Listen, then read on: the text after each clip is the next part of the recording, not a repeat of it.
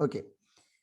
So we are doing question number 1 on page number 7. Compute the gross total income. Gross total income means before chapter 6 से deduction. आपको chapter 6 से deductions नहीं देने हैं. Under the head profit and gain of a business or a profession for the assessment year 21-22. Okay.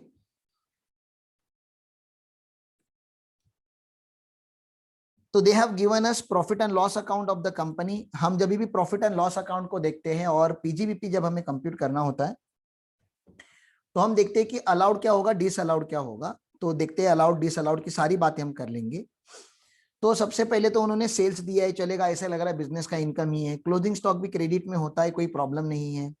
Interest on debentures, interest on debentures कहां पे, कौन से हेड में होना चाहिए? Please tell me the head. Interest on debentures head बता दो please. IFOS में होना चाहिए. तो पीजीबीपी हेड में से इसको क्या करेंगे, पीजीबीपी निकालने के टाइम पे क्या करेंगे? ऐड और लेस. ये अभी फटाफट रिप्लाई करो, रिप्लाई तो फटाफट कर दो पर please.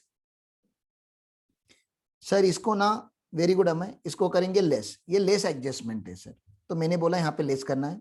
Bad debt recovery, bad debt recovery previously allowed, कभी तो अलाउड हुआ था ये, तो ये तो डीम बिजनेस इनकम है ना, ये तो सेक्शन 41 में जाता है, ये तो पीजीबीपी है. कभी तो आपने लॉस किया था, अभी कभी तो आपने बैड डेट किया था, अभी आपका रिकवर हो रहा है, तो आपको पहले डिडक्शन मिला था, अभी टैक्सेबिलिटी हो जाएगा. तो सर ये टैक्सेबल हो जाता है, पीजीबीपी में ही टैक्सेबल हो जाता है, तो ये सही जगह पे, इसको कुछ नहीं करेंगे. Interest on income tax refund, same treatment, क्योंकि ये आईएफओएस है, पीजीबीपी में से ये माइनस हो जाएगा, आईएफओएस में जाके टैक्सेबल हो जाएगा.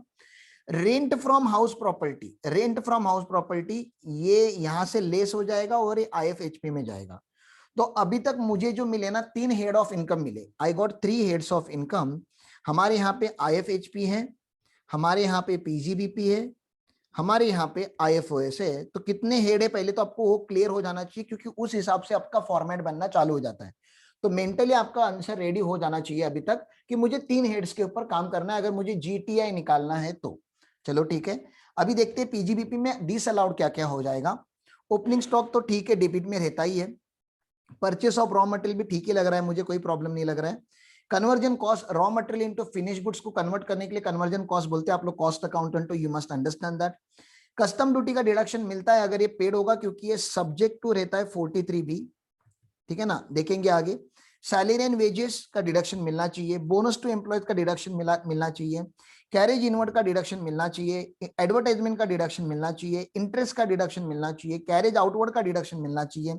लेकिन ये वाला जो डेप्रिसिएशन होता है ना, ये बुक्स ऑफ अकाउंट्स का डेप्रिसिएशन होता है, कंपनीज एक्ट का डेप्रिसिएशन होता है, वो हमारा डेप्रिसिएशन नहीं होता. नहीं राम, इसको लेस नहीं करेंगे ना, ये ऑलरेडी लेस हो चुका है, ये ऑलरेडी लेस हो चुका है ना, डेबिट हो चुका है, मतलब ऑलरेडी प्रॉफिट में से लेस हो चुका है. तो इसको क्या करेंगे हम, जल्दी बोलो. ऐड करें सर इसको ना हम ऐड करेंगे, इसको हम ऐड करेंगे. ठीक है ना. तो provision for income tax, provision for income tax को क्या करेंगे, जल्दी बोलो. प्रोविजन का तो डिडक्शन मिलता नहीं, वैसे इनकम टैक्स का ही डिडक्शन इनकम टैक्स में नहीं मिलता. इसको भी क्या करेंगे, डिसअलाउड. इसको डिसअलाउ कर देंगे, इसको ऐड कर देंगे. Compensation paid to director, director को तो कॉम्पेंसेशन दिया जाता है, उसमें कोई बड़ी बात नहीं है. Provision for bad debt, provision for bad debt खाली बैंकिंग कंपनीज को एप्लीकेबल होता है, इसको एप्लीकेबल नहीं होता. तो इसको भी हम क्या करेंगे, ऐड कर देंगे, डिसअलाउड कर देंगे. Very good. Audit fees, audit fees तो कंपनी है तो ऑडिट फीस तो रहेगी. ठीक है ना. बैड डेट्स का डिडक्शन, अगर bad debts actually right of होंगे तो बैड डेट्स का डिडक्शन मिलता है. ट्रैवलिंग एक्सपेंस का भी यूजुअली डिडक्शन मिल जाता है. म्युनिसिपल टैक्स जो होगा वो इस प्रॉपर्टी को लेके होगा, म्युनिसिपल टैक्स आईएफएचपी को होगा. तो इसका क्या करेंगे जल्दी बताओ. पीजीबीपी में इसको क्या करेंगे, लेस. नहीं पीजीबीपी में ऐड ऐड ऐड करेंगे ऐड और आईएफएचपी में इसको लेस करेंगे. Less double adjustment. ठीक है ना. नेट प्रॉफिट से हम स्टार्ट करेंगे पीजीबीपी का कैलकुलेशन. तो नेट प्रॉफिट यहाँ पे दिया हुआ है. अभी इसको हम बोलते हैं prima facie adjustment. Prima facie adjustment मतलब क्वेश्चन पढ़ने के बाद हमारे माइंड में जो एडजस्टमेंट आती है वो एडजस्टमेंट हो गई. अब क्वेश्चन ने जो इंस्ट्रक्शन दिए उन इंस्ट्रक्शंस को हम फॉलो करेंगे और फिर उसके हिसाब से अलाउड डिसअलाउड और चलते रहेगा. Meenakshi is the holder of 21% share, sold goods to the company for 40,000, though the market value is lower by 10,000. Payment to her made by way of bearer cheque. बाप रे, अभी यहाँ पे बेरर चेक आपको याद आ रहा है, सेक्शन 40A2 और सेक्शन 40A(3), यहाँ पे दोनों सेक्शन का एप्लीकेशन है। अगर किसी भी कंपनी में अगर आप 21% का होल्डिंग करते हो तो पहले तो ये रिलेटेड पार्टी, क्योंकि आप लोग सब्सटेंशियल होल्डिंग करते हो, any holding more than 20% is known as substantial holding. और दो रिलेटेड पार्टीज के बीच में जब भी ट्रांजैक्शन होता है तो वो ट्रांजैक्शन होना चाहिए एट फेयर मार्केट वैल्यू। अगर फेयर मार्केट वैल्यू से ज्यादा होता है तो ऊपर वाला हम डिसअलाउड कर देते हैं। तो सर यहाँ पे क्या हुआ है, देखो, Meenakshi holder sold goods to the company for 40,000 though the market value is lower by 10,000। Market value आपका 10,000 से कम था, आपने जानबूझ के उसको 40,000 में दिया हुआ है, तो जितना एक्स्ट्रा आपने चार्ज किया उतना डिसअलाउड हो जाएगा। उसके अलावा इसने पेमेंट किया बेरर चेक में। हमें कौन सा अलाउड है 40A(3) में? हमें अलाउड है अकाउंट पे ही cheque, account payee draft, electronic payment system, electronic clearing system या अदर प्रिस्क्राइब मोड। तो debit card, credit card, ECS वो सब कुछ अलाउड है, ठीक है ना, लेकिन बेरर चेक अलाउड नहीं है। तो ये 30,000 भी डिसअलाउड हो जाएगा। ये दोनों डिसअलाउड है, ये दोनों के दोनों डिसअलाउड है, तो ये डिसअलाउड होने वाला है, ये देख लेंगे हम, ठीक है ना। Advertisement expenses related to purchase of a machinery, ऊपर दिया आपको advertisement expenses which is related to purchase of a machinery for advertisement, depreciation allowed on such machineries 2250। Advertisement expenses जो है यहाँ पे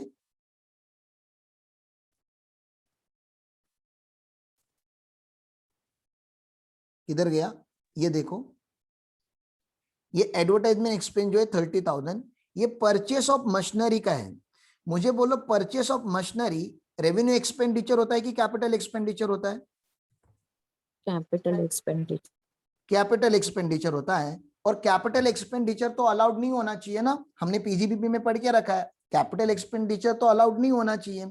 तो कैपिटल एक्सपेंडिचर तो सेक्शन 37(1) डिसअलाउड कर देता है, और सेक्शन 37(1) में ये जब डिसअलाउड हो जाएगा कैपिटल एक्सपेंडिचर, तो उसके ऊपर का जो डेप्रिसिएशन होगा वो अलाउड हो जाएगा। डेप्रिसिएशन अलाउड हो जाएगा, लेकिन आपको एक्सपेंडिचर का डिडक्शन लमसम में नहीं मिलेगा, 100% डिडक्शन आपको नहीं मिलता।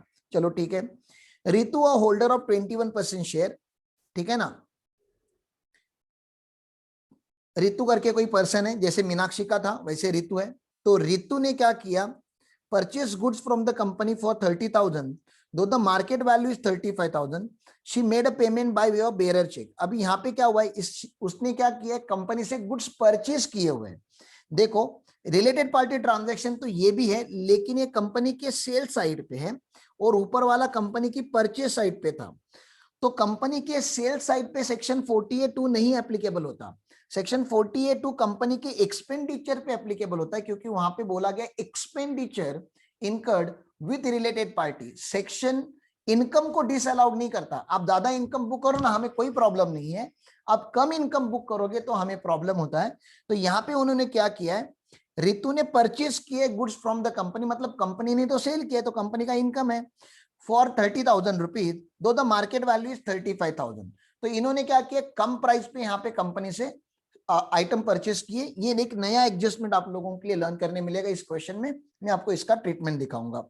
पूरा who supplies more than 25% of the goods sold goods to the company for 10,000, however market value of such goods was 8,000।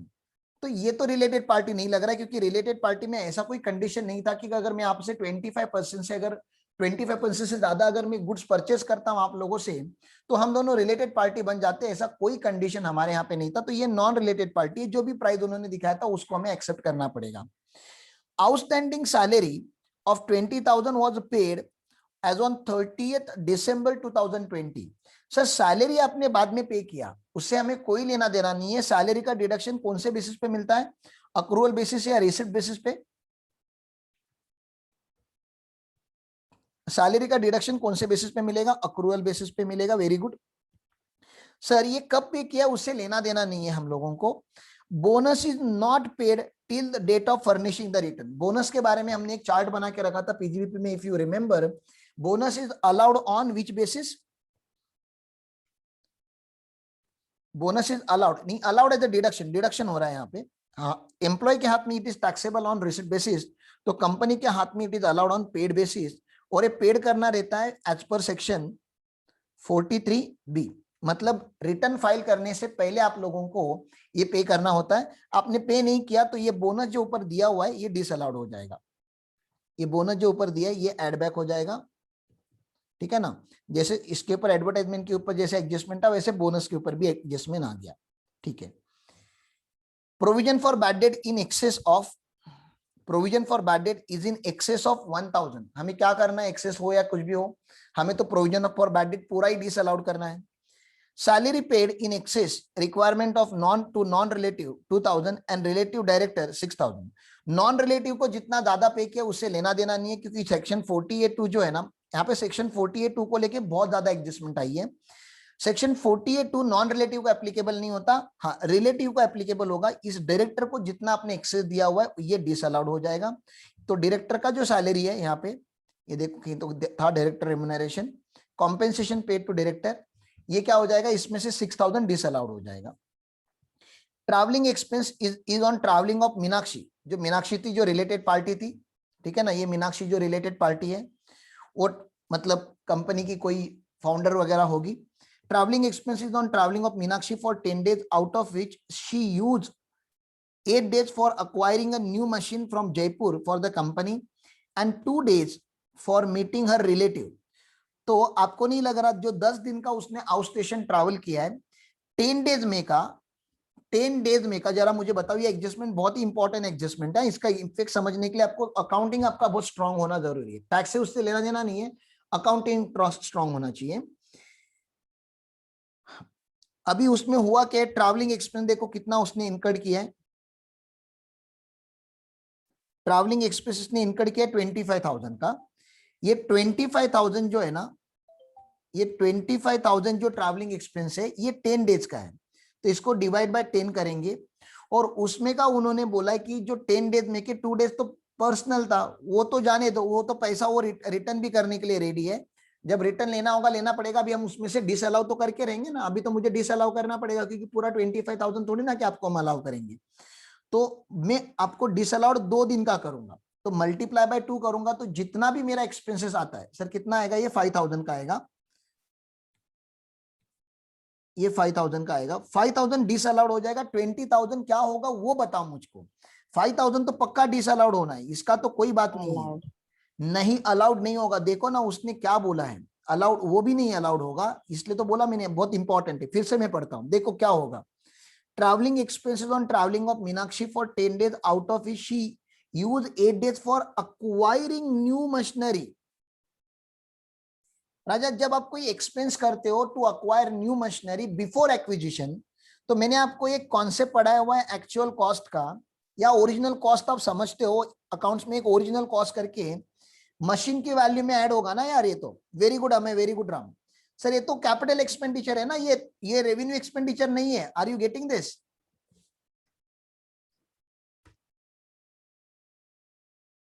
सब लोगों को समझ में आ रहा है? This is capex. ये ट्रैवलिंग, इसका नाम ऐसा लगता है कि ये रेवेन्यू एक्सपेंडिचर है, लेकिन आप अक्वायर कर रहे हो यहाँ पे मशीनरी, और क्योंकि आप ये न्यू मशीनरी अक्वायर कर रहे हो तो ये कैपिटल एक्सपेंडिचर है, और capital expenditure cost of the machine में ऐड होगा, तो पीएनएल में से तो पूरा का पूरा डिसअलाउड करना पड़ेगा ना, यहां से तो मुझे पूरा 25,000 निकालना पड़ेगा। 25,000 में 2 है, 20,000 का कैपेक्स है जो मशीनरी की वैल्यू में ऐड होगा, और 5,000 का तो पर्सनल एक्सपेंडिचर है, वो तो कभी अलाउड होता ही नहीं है। तो ये आप लोगों को एक नया एडजस्टमेंट देखने मिलता है, इसलिए मैं सीएमए के मॉडल को अप्रिशिएट करता हूं कि कभी कभी वो लोग ऐसा एडजस्टमेंट दिखा देते हैं वो कोई सोच भी नहीं सकता, ठीक है। 31 जुलाई 2020 company purchase machinery for from Jaipur, ये जो गई थी ना जो मीनाक्षी वहां पे, तो उसका वैल्यू था 5 लाख रुपया। मुझे तुम इतना बता दो, इसके ऊपर फुल डेप्रिसिएशन मिलेगा कि हाफ डेप्रिसिएशन मिलेगा?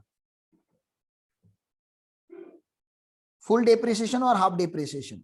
जुलाई में परचेस किया हुआ है तो फुल डेप्रिसिएशन, लेकिन गलती से उसका कॉस्ट ऑफ 5 लाख मत पकड़ो, ये जो यहाँ पे का जो वैल्यू आ रहा है बैलेंस वैल्यू यहाँ पे ऐड होना बाकी है, तो वो ऐड होने के बाद उसके ऊपर हम डेप्रिसिएशन निकालेंगे। चलो ठीक है। कस्टम ड्यूटी पेड किया आपने on 30th November, obviously 30th नवंबर जो है ना, company paid 5,000 as on 30th July, outstanding custom duty of earlier year. तो यहाँ पे 2 एडजस्टमेंट है। कस्टम ड्यूटी एक टैक्स है और टैक्स का डिडक्शन मिलता है एज पर सेक्शन 43B। 43 भी बोलता है कि आपको पे करना चाहिए। पे कब करना चाहिए? Before filing return, before filing ROI, ROI के पहले आपको भरना चाहिए, ड्यू डेट के पहले भरना चाहिए। कंपनी तो इसकी ड्यू डेट 31 अक्टूबर है, इन्होंने नवंबर में पे किया है, तो इस साल का पूरा कस्टम ड्यूटी, इस साल का पूरा कस्टम ड्यूटी डिसअलाउड हो जाएगा, इसका आपको डिडक्शन नहीं मिलेगा, पूरा कस्टम ड्यूटी डिसअलाउड होने वाला है। तो ये एक बात आप लोगों की यहाँ पे उन्होंने करके रखी है कि सर ये डिसअलाउड हो जाएगा। और ये जो लास्ट ईयर का जो कस्टम ड्यूटी था, लास्ट ईयर का कस्टम ड्यूटी जो लास्ट ईयर नहीं भरा था, जो करंट ईयर में भरा है, देखो however company paid 5,000 on 30 July outstanding custom duty of earlier year. Last year का आपने क्या करके रखा है, 30 जुलाई पे आपने कस्टम ड्यूटी भर के रखा हुआ है, इसका आपको डिडक्शन मिलना चाहिए क्योंकि आपने इसको पे कर दिया, जिसको पे कर दिया उसका डिडक्शन मिल जाता है। Company incurred capital expenditure of 1 lakh for promoting family planning among it's worker. आपको याद होगा तो फैमिली प्लानिंग एक्सपेंडिचर कंपनी के लिए खाली अलाउड होता है, और अमंग द वर्कर करेंगे तो इसका डिडक्शन आपको मिलना चाहिए, इसमें कोई आपको टेंशन लेने की बात नहीं है। सेक्शन 36 सब सेक्शन 1 में इसका डिडक्शन मिल जाता है। कंपनी फॉर एम्प्लॉय ये होना चाहिए था। Carriage inward shows expenditure incurred for acquiring machinery from Jaipur. बाप रे, वो कैरेज इनवर्ड भी जो है वो उसी मशीनरी के रिलेशन में है, कैरेज इनवर्ड। तो मुझे बता दो अभी ये कैरेज इनवर्ड जो है 20,000 का, ये कैपिटल एक्सपेंडिचर है कि रेवेन्यू एक्सपेंडिचर है? कैरेज इनवर्ड भी वो जयपुर की मशीनरी के लिए ही है। सर ये कैपेक्स है, कैपेक्स है तो यहाँ पे डिसअलाउड हो जाएगा, यहाँ पे एड बैक करना पड़ेगा और मशीनरी के वैल्यू में ऐड करना पड़ेगा। तो पीएनएल में से डिसअलाउड और मशीनरी में अलाउड। चलो ठीक है। Interest paid is related to loan taken for purchasing debentures. Debentures तो ये बिजनेस एक्सपेंडिचर है क्या? पहले तो मेरा यही सवाल है। आपने लोन लिया है फॉर परचेसिंग द डिबेंचर, आपको डिबेंचर परचेस करने थे, तो डिबेंचर परचेस करोगे तो कौन से हेड का इनकम होता है? डिबेंचर परचेस करेंगे तो कौन से हेड का इनकम होगा? Debenture Income from other sources. Income from other sources. तो उसका जो इंटरेस्ट है उसका डिडक्शन भी आईएफओएस में अंडर सेक्शन 57 मिलना चाहिए ना, यहाँ पे थोड़ी ना क्या उसका कोई लेना देना है। तो पीजीबीपी में जो ये इंटरेस्ट दिखाया हुआ है, ये जो इंटरेस्ट है ये क्या होगा, जल्दी बोलो। पीजीबीपी में, पीजीबी आईएफओएस में जाएगा ये पक्का है। यहाँ पे ये डिसअलाउड हो जाएगा, डिसअलाउड मतलब ये एड एडजस्टमेंट है, यहाँ पे ये डिसअलाउड हो जाएगा पीजीबीपी में, ठीक है, पीजीबीपी में डिसअलाउड हो जाएगा। आगे, as on 1 April 2020 company holds the following asset. कौन से असेट है देखो, 15% है, 15% वैल्यू की प्लांट एंड मशीनरी, उनके पास 6 लाख की, फर्नीचर है 1 लाख का। ये क्यों दिया है सर? क्योंकि आप लोग डिप्रिसिएशन इसके ऊपर निकाल पाओ। Compute the gross total income for the assessment year 21-22, ignore the provisions of 115 जेबी। तो अगेन हमें यहाँ पे मैट का कुछ लेना देना ही नहीं है, आपको अभी तक मैंने मैट नहीं पढ़ाया और कंपनी असेसमेंट का मोर देन 50% चैप्टर मेरा हो गया। अगेन मैं आपको यही बताना चाहता हूं कि ये सारे बेसिक कॉन्सेप्ट्स हैं इनकम टैक्स के जो आप लोगों को आने चाहिए। तो एक बार फिर से मैं चाहता हूं कि आप लोग पूरा क्वेश्चन एक बार फिर से रीड करो, आपको मैं 5 मिनट का चाहिए तो टाइम दे देता हूं।